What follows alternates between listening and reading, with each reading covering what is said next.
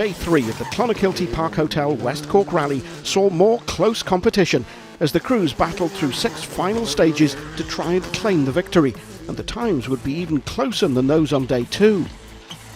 Eddie Doherty and Tom Murphy sadly were unable to hold on to their second place, in which they ended the previous day, but a podium finish was nothing to be disappointed with, as they took third.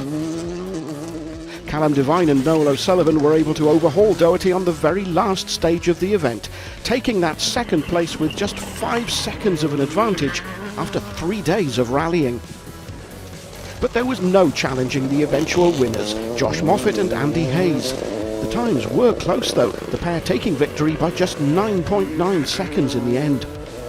It's starting to settle in now, and look, we're just over the moon. The third win down here, and it's been a long time since we've had an international win, so yeah, this one means a lot. The modified results would change too.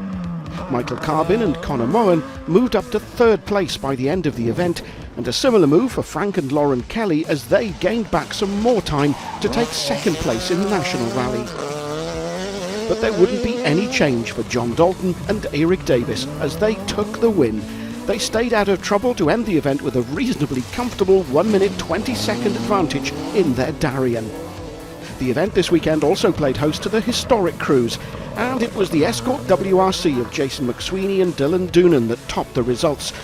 Full coverage of the event will be available online in the coming weeks as we take a look through the various classes and overall battles that took place over a tough but thrilling weekend in and around Clonakilty.